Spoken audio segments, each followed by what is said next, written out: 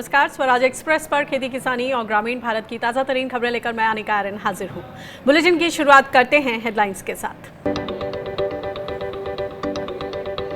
खेती के ढांचागत विकास के लिए 1 लाख करोड़ के फंड का ऐलान। ऑपरेशन ग्रीन योजना में टमाटर, आलू और प्याज के साथ सभी फसलें शामिल। लॉकडाउन के दौरान 111 करोड़ लीटर अतिरिक्त दूध खरीदने का दावा। राहत पैकेज की जगह सस्ते कर्ज पर किसानों ने जताई नाराजगी। सरकार पर लगाया किसानों की अनदेखी करने का आरोप। कहा, हमें कर्ज नहीं बल्कि फसलों की सही दाम चाहिए। मेरा पानी मेरी विरासत योजना से नाखुश हैं हरियाणा के किसान। रोक के बावजूद पिछले साल जितना धान की खेती करने का किया ऐलान। कहा, सरकार ने धान नहीं खरीदा तो करेंगे सड़क जाम। और टिड्डियों के बढ़ते खतरे पर राजस्थान के सीएम अशोक गहलोत ने केंद्र से मांगी मदद। कहा, कई जिलों में टिड्डियों ने बर्बाद की फसलें। जाड़े में टिड्डियों ने 6 लाख हेक्टेयर से ज्यादा क्षेत्र में पहुंचाया था नुकसान।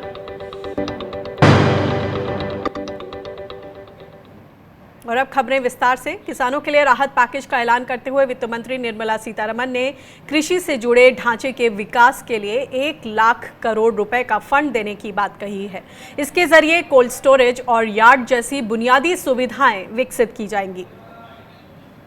भंडारण की कमियां होने के कारण कई बार और मूल्य संवर्धन के अवसर न होने के कारण कमी रह जाती थी। उस कमी को पूरा करने के लिए 1 लाख करोड़ रुपए का ढांचा बनाने के लिए ये योजना लाई गई है, जिसमें चाहे कोल्ड चेन हो या फसल कटाई के बाद प्रबंधन करने के लिए जो भी सुविधाएं वैल्यू चेन के लिए बनानी है वो उसमें बनाई जाए। सरकार ने मछली पालन को बढ़ावा देने के लिए, मधुमक्खी पालन को प्रोत्साहित करने के लिए 500 करोड़, औषधीय पौधों की खेती बढ़ाने के लिए 4000 करोड़ रुपए और पशुपालन का ढांचा विकसित करने के लिए 15000 करोड़ रुपए का बजट देने का ऐलान किया है। इसके अलावा सरकार ने छोटे प्रसंस्करण उद्योगों को बढ़ावा देने के लिए 10,000 करोड़ रुपए देने का ऐलान किया है। इसके तहत क्लस्टर आधारित विकास को बढ़ावा दिया जाएगा। सूक्ष्म खाद्य संस्करण इकाइयों के लिए 10,000 करोड़ रुपए की योजना हम ये लेकर आए हैं, जो क्लस्टर बेस्ड अप्रोच होगी। लगभग 2 लाख ऐसी सूक्ष्म खाद्य संस्करण इकाइयों को इससे लाभ मिलेगा। जब 2 लाख को मिलेगा तो समझ लीजिए लाखों लोग जिससे जुड़े उनको भी रोजगार मिलेंगे और आय के साधन भी बढ़ेंगे। तो किसानों के लिए एक बड़ी बात ये होगी।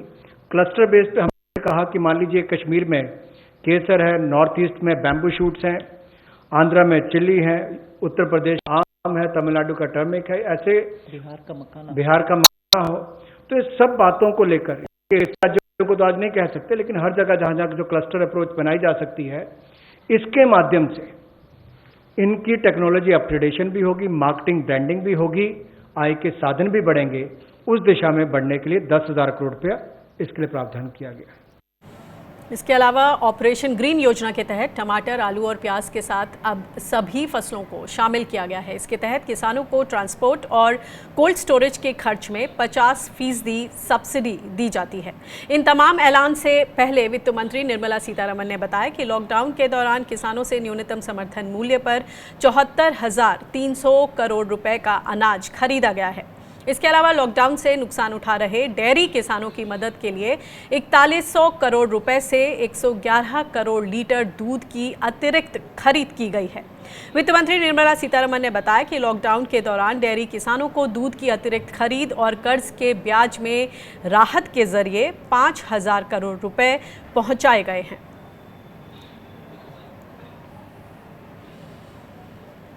और इस पूरे राहत पैकेज को एक बार फिर से समझते हैं। हमारे साथ किसान नेता वीएम सिंह जुड़ गए हैं, जो कि राष्ट्रीय किसान मजदूर संगठन के संयोजक हैं। वीएम सिंह जी, आपने सुनी ये ऐलान निर्मला सीतारमण जी के। आप ये बताएं कि लॉन्ग टर्म में अगर देखा जाए तो ये ऐलान वाकई कृषि को कुछ बल प्रदान करेंगे, मगर अगर फौरी तौर पर देखा जाए तो जिस तरह का नुकसान झेल रहे हैं कोरोना संकट के बीच, मानसून और ये बदलते मौसम के मिजाज के बीच, आपको लगता है कि इससे किसानों को कुछ राहत मिल पाएगी?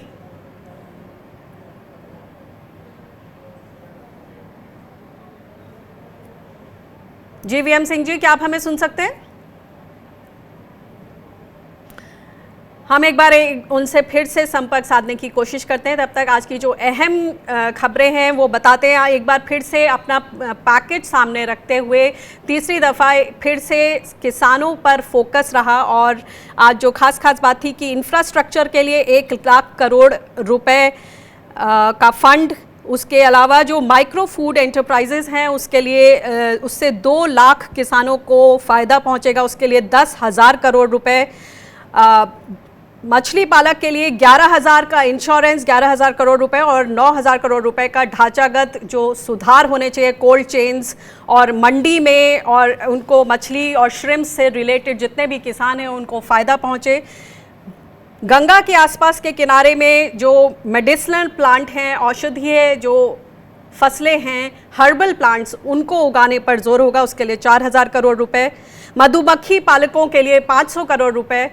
तो ऐसे तमाम किसानों की सुध ली है। देखा जाए तो लॉन्ग टर्म में ये सारे वो तमाम प्रयास हैं जो कि खेती को काफ़ी बल प्रदान करेंगे, और अभी तक इन सारी चीज़ों का कहीं ना कहीं खेती में इंटरवेंशन होना चाहिए था। जिस तरह से 2014 से बात हो रही है कि किसानों की आय को दुगना करेंगे, तो ये सारी चीज़ें बहुत ज़्यादा बल प्रदान करेंगी। सप्लाई चेन को दुरुस्त करने के लिए जो ऑपरेशन ग्रीन है, जो टमाटर, प्याज और आलू, टॉप टमेटो, अनियन और पोटैटो, इन सभी सब्जियों को तक सीमित था, उसको अब बाकी सब्जियों के लिए भी देने की बात कही है। 50% सब्सिडी यातायात और भंडारण पर।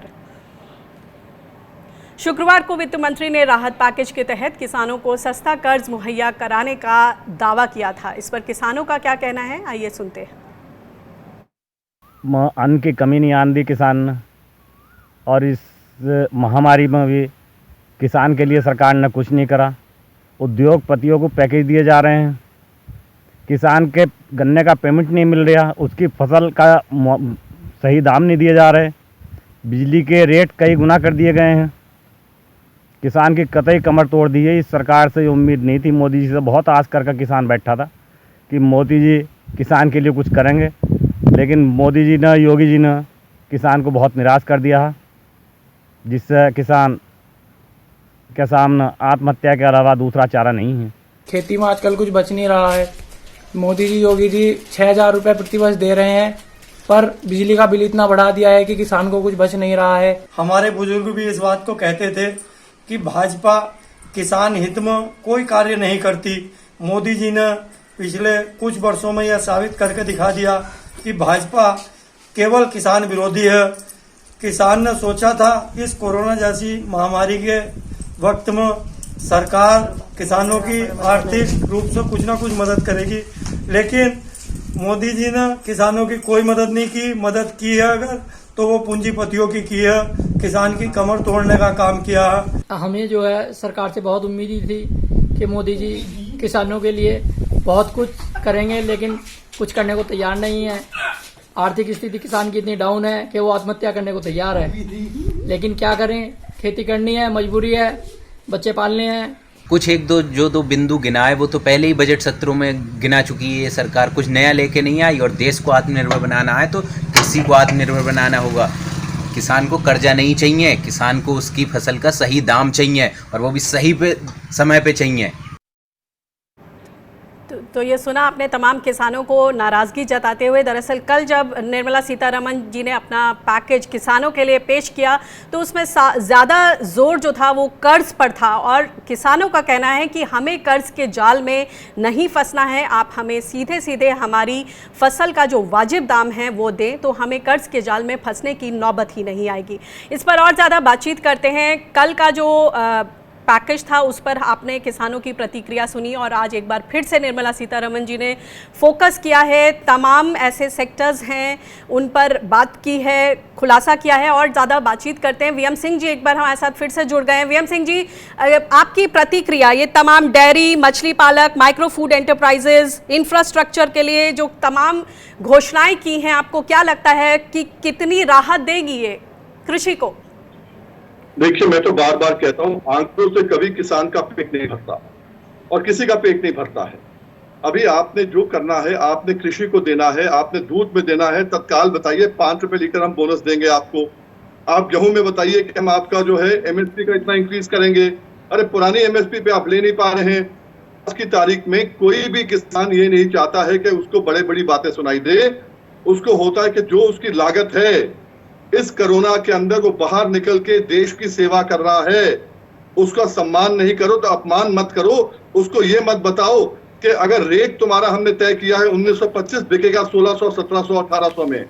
आज किसान चाहता है कि आप ठीक सटीक बात करो। अभी इन्होंने क्या किया है आज, ये जो है ना बातें जैसे कल भी थी, लोन देने की बात कर दी, सबवेंशन की बात कर दी 2%। अब 2% जो है नया कर्जे वाले का माफ करोगे या पुराने का माफ करोगे? और 2% भी कल की अगर बात करें तो 3% सबवेंशन तो पहले ही है। ऐसा तो नहीं कि 3 हटा के आप 2 कर रहे हो। ये बहुत साफ करने की चीजें हैं। राशन कार्ड, 1 राशन कार्ड, एक नेशन 1 राशन कार्ड। अरे उसका बताओ 6 महीने पहले, साल भर पहले किया होता तो समझ में आता। जो हमारे मजदूर भाई कहीं फंसे थे, बंबई फंसे थे, कलकत्ता फंसे थे, कहीं और फंसे थे, उनका काम आता। आज की तारीख में करने का ये पॉलिसी डिसीजन है। ये राहत का पैकेज में नहीं आता, ये इकोनॉमी बूस्ट करने के लिए नहीं आता। आपको ये जो है पॉलिसी डिसीजन है, आपने ले लिया, बड़ा अच्छा किया है। पर आप बताइए जो 1,000 किलोमीटर 500 किलोमीटर चल के आ रहे हैं आज, वो दुखी आत्मा है, वापस नहीं जाना चाह रही है। घर में तो राशन कार्ड है उसका, उससे क्या फर्क पड़ने वाला है उसको भाई? जब वापस जाएंगे 1 साल बाद या 6 महीने बाद तब असर दिखेगा।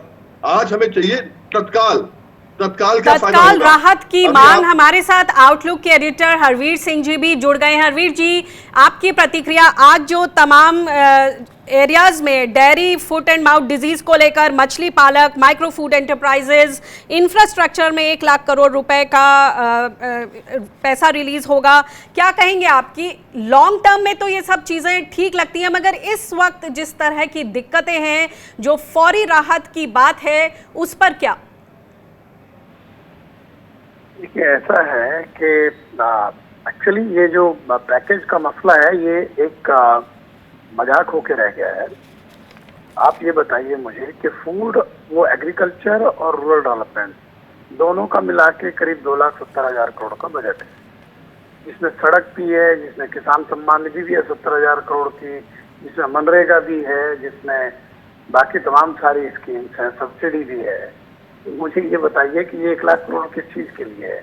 इसमें कोई भी एक ऐसा स्टेप नहीं है जो पहले से घोषित नहीं है। और आप कह रहे हैं हम करेंगे, आप कह रहे हैं कि अभी बाढ़ आई हुई है, आप लोगों के लिए नाव भेजेंगे, या आप कहेंगे कि बांध बनाएंगे 3 साल बाद पर अगली बार बाढ़ नहीं आएगी? ये तो उस टाइप का मसला हुआ ना। सवाल है कि जो करीब 20-25 हजार करोड़ रुपए का नुकसान दूध किसानों को हो चुका, करीब इतना ही, इससे ज्यादा नुकसान पोल्ट्री फार्मर को हो चुका, फल सब्जी वाले किसानों को हजारों करोड़ का नुकसान हुआ है, आप उनकी मदद क्या कर रहे हो? आप ये बताइए उनकी जेब में क्या डाल रहे हो जिससे कि उसको जो इकोनॉमिक लॉस हुआ है उसकी भरपाई हो सके? आप आगे मंडी बनाओगे, आप आवश्यक वस्तु अधिनियम में बदलाव करोगे, अरे भाई उससे आज का क्या नाता है ये बताइए? आवश्यक वस्तु अधिनियम में बदलाव होगा तो होता रहेगा, अगली बार जब फसल आएगी, जब ट्रेड होगा तो देखा जाएगा क्या बेनिफिट उसका मिलेगा। तो सवाल ये है ना कि आप जो है कि आप एक एक चीजों पे आपने कंट्रोल लगाए हुए हैं, वो कंट्रोल आप फिर ग्रेजुअली कब खत्म करेंगे कब नहीं, तो कई ऐसे मसले हैं जिनके कोई मायने अभी नहीं है। आप बनाओगे क्लस्टर बनने में आप ये बताइए कि जब फसल पैदा करेगा किसान, फिर वहाँ इंडस्ट्री लगेगी, फिर वो क्लस्टर बनेगा, वहाँ कोई छोटी इंडस्ट्री आएगी तो वो जाके किसान से यानी कुल मिलाकर जो तो ये बेसिकली इस मजाक को इन्हें बंद कर देना चाहिए कि हम किसान को ये राहत दे रहे हैं और ये पैकेज है और इसमें फुट एंड माउथ डिजीज तो पहले से प्रोविजन है, मत्स्य पालन के लिए पहले से प्रोविजन है। आपने मिनिस्ट्री अलग इसलिए की थी कि जो एनिमल हस्बेंड्री, डेयरी और फिशरीज जो है वो इसलिए अलग की गई थी। आप जानते हैं उसका कितना बजट है? उसका बजट 10,000 करोड़ से भी कम का है। तो ये क्या मजाक है कि आप पहले घोषित कर चुके एक डेयरी का प्लान के अगले 3 साल में मिल्क प्रोसेसिंग को 2 गुना कर देंगे।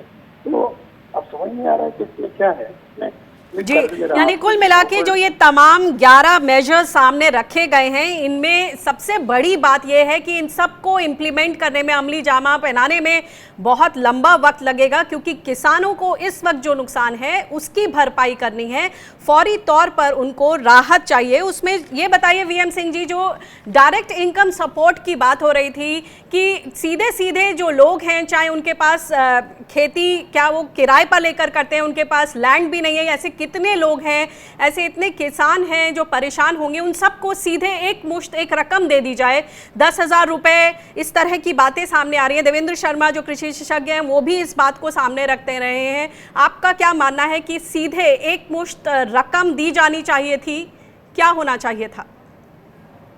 पहले तो एक काम करना है, ईमानदारी सामने लेके आनी है, नीयत हमारी साफ हो। अगर नीयत बेवकूफ बनाने की हो, मेरी सब्जी खत्म हो गई, मेरा फल खत्म हो गया, मेरा दूध खत्म हो गया। जी बिल्कुल, एक बार फिर से उनसे संपर्क टूट गया, लेकिन कुल मिला के यही बात सामने आ रही है। एक बार हम बताते हैं आपको, केंद्र सरकार भले ही किसानों को लॉकडाउन से लगी चोट पर कर्ज का मरहम लगा रही है, लेकिन किसान इससे खुश नज़र नहीं आ रहे हैं। उन्हें फल, फूल, सब्जी और दूध का सही दाम नहीं मिल पा रहा है। इसके अलावा गन्ने जैसी नकदी फसल का भुगतान भी नहीं हो रहा है। आर्थिक तंगी से परेशान एक किसान ने हमें ये वीडियो संदेश भेजा है। आइए सुनते हैं कि उनका सरकार से क्या कहना है।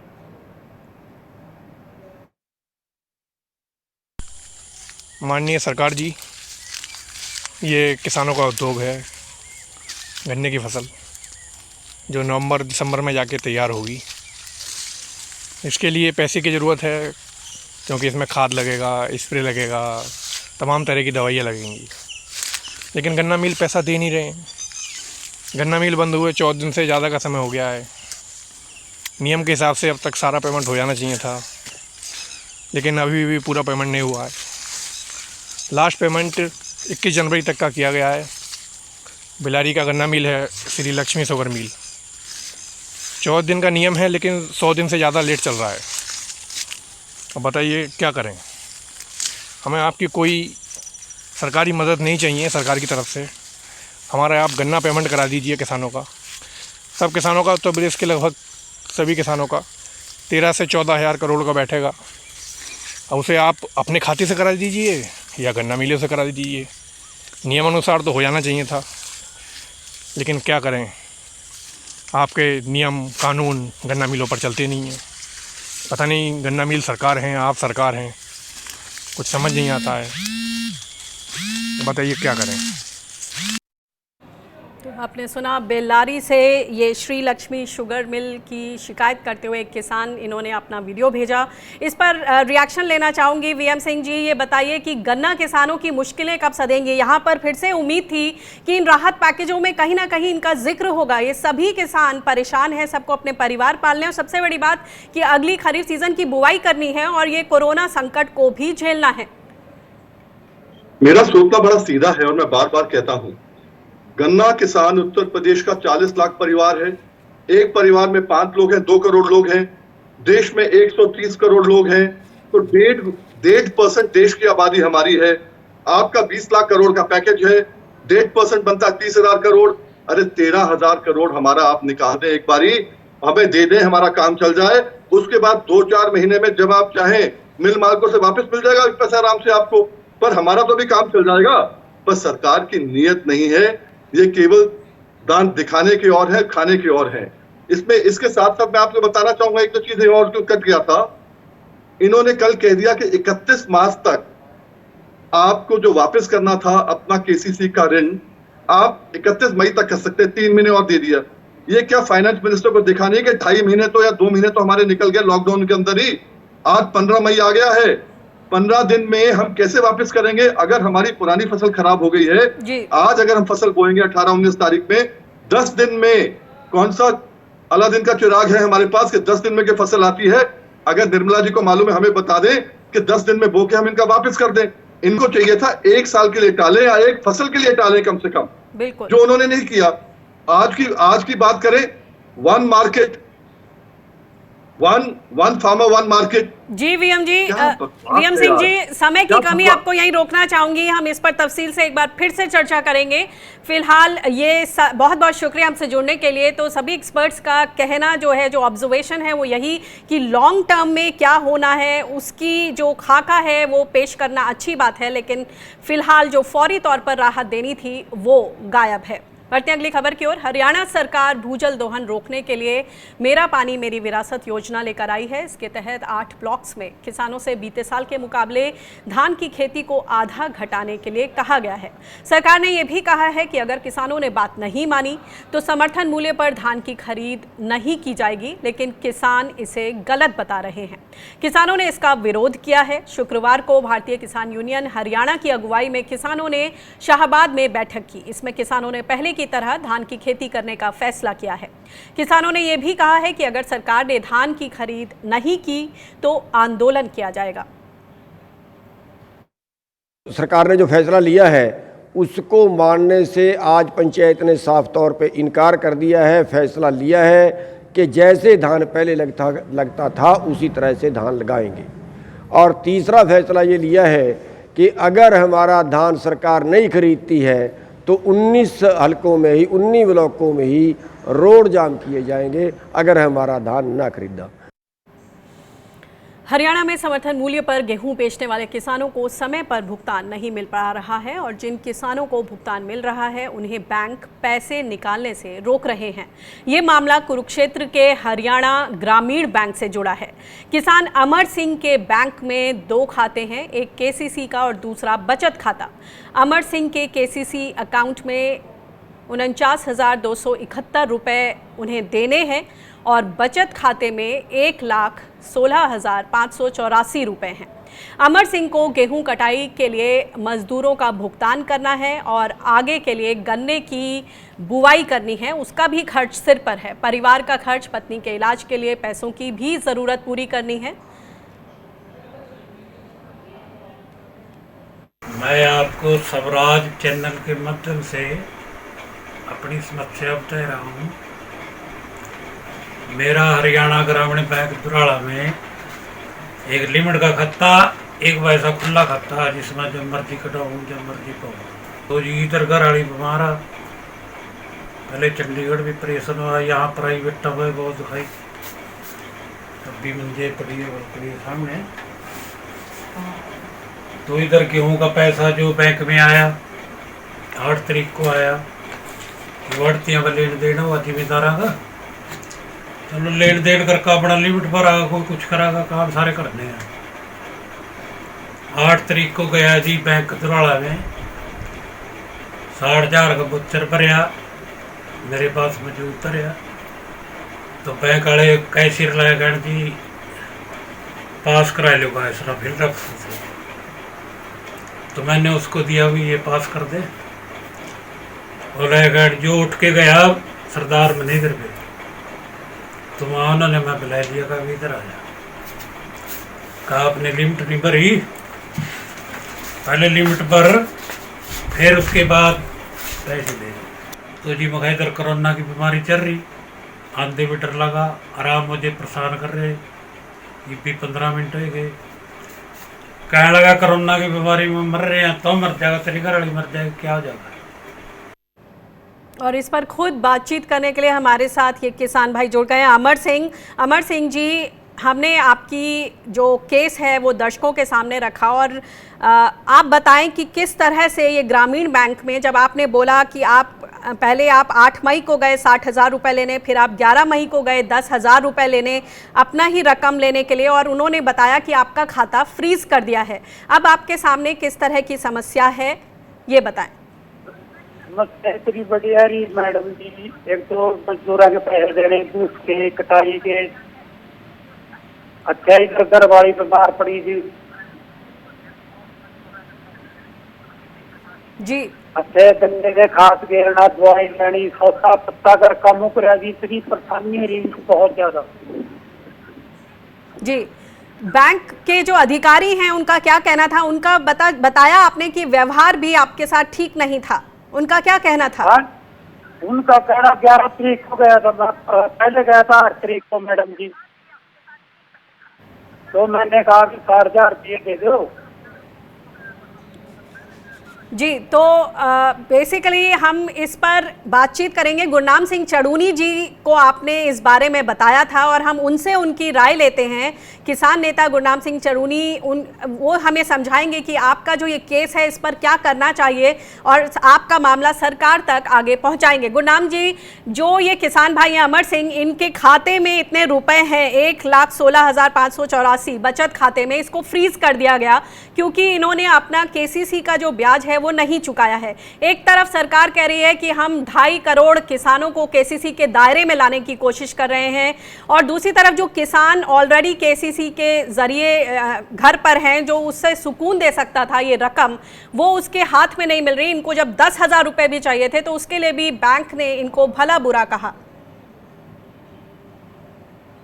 देखिए, मैं ये कहना चाहूँगा कि पहली बात तो हमारे किसान भाई जो है वो राजनीतिक पार्टियों में बंट के राजनीतिक पार्टियों की वकालत करते हैं और हमारी बात को मानने के बजाय उसको किसान विरोधी कह के टाल देते हैं। मैंने बहुत पहले ही मामला उठाया था कि ये जो डायरेक्ट पेमेंट किसानों की कर रहे हैं, किसान के खाते में पेमेंट कर रहे हैं, इसके जो पीछे मकसद है वो किसान का लोन काटने का मकसद है कि जो किसान डिफॉल्टर हो चुके हैं उन किसानों की पेमेंट अगर बैंक में आएगी उस पेमेंट से उसका लोन काट लिया जाए। पहले भी हमारे सामने एक केस बराड़ा के अंदर आया था स्टेट बैंक ऑफ इंडिया का और अब ये दूसरा केस सर्व हरियाणा ग्रामीण बैंक का आया है। तो इस किसान की जब गेहूं की पेमेंट उसमें आई और ये लेने गया, इसको इनकार कर दिया गया और जब दोबारा लेने गया इसने गिड़गिड़ाया कि मेरी पत्नी बीमार है, तो उन्होंने आगे से अभद्र व्यवहार भी किया, इसकी यानी किसान को बेइज्जत भी किया कि मेरी तरफ से तो मर जाए, मरे वो क्या है। तो ये जो मामला है ये एक तरह से घिनौना मामला है। और क्या आप इनके मामले को सही जगह पर पहुंचाएंगे, कृषि मंत्री तक बात पहुंचाएंगे कि इस तरह की जो केसीसी से जुड़ी गड़बड़ियां हैं वो कम से कम ठीक हों? क्योंकि एक तरफ सरकार कह रही है कि कोविड के संकट के दौरान हम किसानों को केसीसी के जरिए राहत दे रहे हैं।